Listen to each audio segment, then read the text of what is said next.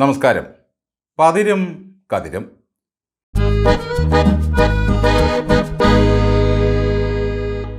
ഇനി വരുന്ന 5 വർഷം SFI വാങ്ങിക്കൂട്ടാൻ പോകുന്ന തല്ലുമാലയുടെ ഉദ്ഘാടനം സംസ്ഥാന പ്രസിഡന്റ് ശിവപ്രസാദ് ഇന്നലെ പാളയത്ത് ഉദ്ഘാടനം ചെയ്തു. കേരള സർവകലാശാല വിദ്യാർത്ഥി യൂണിയൻ തെരഞ്ഞെടുപ്പിൽ 35 സീറ്റ് നേടി SFI. ചേടാ, ഈ പിണറായിക്കും പിള്ളേർക്കുമെല്ലാം ഈ 35ൻ്റെ കണക്ക് എവിടെ നിന്ന് കിട്ടുന്നു? പിണറായി വാങ്ങിയ 35 സീറ്റും SFI കേരള സർവകലാശാലയിൽ നിന്ന് നേടിയ 35 സീറ്റും കൂടെ കൂട്ടിയാൽ 70 സീറ്റേ ആകുന്നുള്ളൂ. അപ്പോഴും ഭരിക്കാനുള്ള ഭൂരിപക്ഷം ഇല്ല. ഭരണം പോയി 2 ആഴ്ച പിന്നിട്ടപ്പോഴേക്കും പിള്ളേരെ ഇറക്കി ചുടുചോറ് വാരിക്കൽ പരിപാടി സന്തോഷകരമായും വിജയപ്രദമായും അവർ നടപ്പിലാക്കി കഴിഞ്ഞു. ചോരച്ചാലുകൾ നീന്തി കയറുകയും തൂക്കുമരങ്ങളിൽ ഊഞ്ഞാലാടുകയും ചെയ്യുന്ന SFI നേതാവ് ശിവപ്രസാദിന് സംഘർഷം കഴിഞ്ഞ് ലൈവും കഴിയുന്നത് വരെ ഇരു കൈകൾക്കും ഒരു കുഴപ്പവുമില്ലായിരുന്നു. ഇപ്പോൾ കയ്യിൽ പ്ലാസ്റ്റർ ഇട്ട നിലയിൽ ചില ചിത്രങ്ങളൊക്കെ പ്രചരിക്കുന്നത് കണ്ടു. 2 കൈയും ഒടിഞ്ഞവരും തലയൊടിഞ്ഞവരുമൊക്കെ ചിത്രത്തിൽ കാണാം. ഗറില്ല ആക്രമണത്തിൽ വീണ ജോർജിൻ്റെ കൈക്ക് മാരകമായ പരിക്കേറ്റതിൻ്റെ ചിത്രം ആദ്യമായി പുറത്തുവിട്ട ബിനീഷ് കോടിയേരി തന്നെയാണ് പോലീസ് അതിക്രമത്തിൽ കൈയും കാലും തകർന്ന സഖാക്കളുടെയും ചിത്രങ്ങൾ പുറത്തുവിട്ടിരിക്കുന്നത്. ആശുപത്രിയിൽ പ്രവേശിപ്പിച്ചിരിക്കുന്ന ശിവപ്രസാദിനെ ഗോവിന്ദനും MV ജയരാജനും സന്ദർശിക്കുന്ന ഒരു ചിത്രം കണ്ടു. രണ്ടുപേരും ഇരു കൈകളിലും പിടിച്ച് ഹസ്തരേഖാശാസ്ത്രം പറയുന്നത് പോലെ തോന്നും ആ കാഴ്ച കണ്ടാൽ. കമ്മ്യൂണിസത്തിൻ്റെ ഈ കൈനോട്ടക്കാർക്ക് ഇങ്ങനെ ചോരയൊഴുകുന്ന ആളുകളെ സന്ദർശിക്കുന്നത് വലിയ ഹരമുള്ള ഏർപ്പാടാണ്. ശിവപ്രസാദിൻ്റെ ഇടതുകൈ നോക്കി വരാനിരിക്കുന്നത് നല്ല ഭാവിയാണെന്ന് ഗോവിന്ദൻ പറയുന്നു. കുഞ്ഞെ, നിന്റെ ഭാവി ഭാസുരമാകുന്നതിൻ്റെ എല്ലാ ലക്ഷണങ്ങളുമുണ്ടെന്ന് ജയരാജനും പറയുന്നു. ജീവിച്ചിരുന്ന രക്തസാക്ഷിയായ പുഷ്പനും അരങ്ങൊഴിഞ്ഞതോടെ രക്തസാക്ഷികളുടെ വലിയൊരു വിടവാണ് ഇപ്പോൾ പാർട്ടി അനുഭവിക്കുന്നത്. അടുത്ത 5 വർഷത്തിനിടയിൽ പരമാവധി രക്തസാക്ഷികളെ ഒപ്പിക്കുക എന്നതാണ് പാർട്ടിയുടെ നയം. എന്തായാലും ആശുപത്രി പരിക്കേറ്റ് കിടക്കുന്ന നേതാക്കന്മാരുടെ പരിക്കുകളൊക്കെ സൂക്ഷ്മമായി പരിശോധിക്കേണ്ടതുണ്ട്. ഇവർക്ക് തല്ലുവാങ്ങുന്ന രംഗം ആരുമൊട്ട് കണ്ടിട്ടുമില്ല.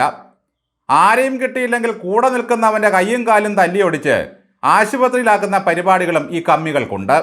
എന്തായാലും സമരമുഖത്തെത്തിയ ഡബിൾ റഹീം SFIക്കാർ ഇരിക്കണമെന്ന് ആവർത്തിച്ച് അലറിക്കൊണ്ട് പറയുന്നത് കേട്ടു. പക്ഷെ ഒരുത്തനും ഇരുന്നില്ല. തിരുവനന്തപുരം ജില്ലയുടെ ചുമതല കൂടി ഉള്ളതിനാൽ റഹീം ഇനി തിരുവനന്തപുരത്ത് പതിവായി കാണും. ഇനിയിപ്പോൾ SFIക്കാരുടെയും DYFIക്കാരുടെയും കുളിസീൻ തെരുവിൽ നമുക്ക് നിത്യവും കാണാം. ചില്ലറ വെള്ളമൊന്നും പോരാ ഇവന്മാരെ നനച്ചെടുക്കാൻ. ജലപീരങ്കിക്കുള്ളിൽ എപ്പോഴും വെള്ളം സ്റ്റോക്ക് ഉണ്ടാകണം. ഇത്രയും പിള്ളേർ തല്ലുവാങ്ങി മോങ്ങുമ്പോൾ വാടക വീട്ടിൽ കഴിയുന്ന പ്രതിപക്ഷ നേതാവിനൊന്ന് വരാമായിരുന്നു. രാത്രി 7 മണി കഴിഞ്ഞാൽ ഞാൻ പുറത്തിറങ്ങില്ല എന്ന് പറഞ്ഞ് വീടിനകത്ത് അടച്ചിട്ടിരുന്നാൽ പ്രതിപക്ഷ നേതാവിൻ്റെ ധർമ്മം എങ്ങനെ നിർവഹിക്കും? ആഹ്ലാദ പ്രകടനത്തിന് ഇത്രയും തല്ലുവാങ്ങി കൂട്ടുന്നവർ ഇനി പ്രതിഷേധ പ്രകടനത്തിന് എത്രമാത്രം തല്ലുവാങ്ങും? അഭിനയത്തിൽ വീണ ജോർജിൻ്റെ കുഞ്ഞനുജനായി വരും ഈ ശിവപ്രസാദ്. എന്തായാലും ഗോവിന്ദനും ജയരാജനും സന്ദർശിച്ചതോടെയാണ് ശിവപ്രസാദിൻ്റെ ദേഹത്ത് മാരകമായ പരിക്കിൻ്റെ ലക്ഷണങ്ങൾ കണ്ടു തുടങ്ങിയത്. കയ്യും കഴുത്തും പിടിച്ചൊടിക്കുകയും തിരിക്കുകയും ചെയ്തുവെന്ന് ഗോവിന്ദൻ പറയും. കഴിഞ്ഞ 10 വർഷമായി തല്ലൊന്നും വാങ്ങാതെ നല്ല ഫ്രഷായി അണിഞ്ഞൊരുങ്ങി നടന്നവരാണ് SFIക്കാർ. മക്കളെ SFIക്ക് ദാനം ചെയ്തിരിക്കുന്ന മാതാപിതാക്കൾ മുക്കൂട്ടും കുഴമ്പും ധാരാളമായി വീടുകളിൽ കരുതേണ്ടിയിരിക്കുന്നു. പിണറായി തമ്പുരാൻ്റെ വാഴ്ചക്കാലത്ത് ഇളകിത്തുള്ളി നടന്നവന്മാരുടെയൊക്കെ ഇനിയുള്ള ജീവിതം അടികൊണ്ട് തേയാനുള്ളതാണ്. പരിക്കേറ്റ SFIക്കാരെ സന്ദർശിച്ച ഗോവിന്ദനോടും ജയരാജനോടും ഒന്ന് ചോദിക്കട്ടെ, നിങ്ങളുടെയൊക്കെ മക്കളും കൊച്ചുമക്കളുമൊക്കെ SFIയുടെ ഏത് യൂണിറ്റിലാണ് പ്രവർത്തിച്ചിട്ടുള്ളത്, അല്ലെങ്കിൽ ഇപ്പോൾ പ്രവർത്തിക്കുന്നത്?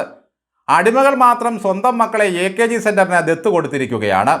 വീണ ജോർജ് കഴുത്തുളുക്കി കിടന്നപ്പോൾ മാരകമായ ആയുധം കൊണ്ട് യൂത്ത് കോൺഗ്രസ്സുകാർ മർദ്ദിച്ചുവെന്ന് പറഞ്ഞുണ്ടാക്കിയ ടീംസാണിവർ. ഇവർ നാക്കെടുത്താൽ നുണയെ പറയൂ എന്നറിയാവുന്നതിനാൽ ഇനിയിപ്പോൾ പോലീസ് നടു തല്ലി ഓടിച്ചാൽ പോലും അത് വിശ്വസിക്കില്ല ജനം.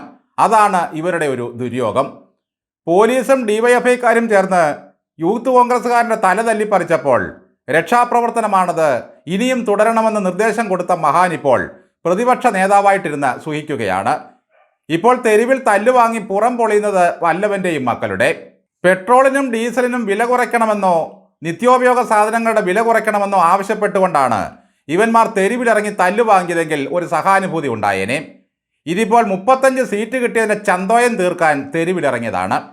99 സീറ്റ് ഉണ്ടായിരുന്ന ഇടതുപക്ഷത്തെ 35 കൊണ്ടെത്തിച്ച പുള്ളിക്ക് വല്ല നഷ്ടവും ജീവിതത്തിലുണ്ടായിട്ടുണ്ടോ? വർഗീയത തുലയട്ടെ എന്ന് ചുവരെഴുതി മുദ്രാവാക്യം വിളിച്ച അഭിമന്യുവിൻ്റെ കഥ ഓർത്താൽ മാത്രം മതി മക്കളെ. വ്യാജം കൊണ്ട് നിർമ്മിച്ച ഈ പ്രത്യയശാസ്ത്രത്തിൻ്റെ ഗൂഢമായ ലക്ഷ്യങ്ങൾ തിരിച്ചറിയാൻ.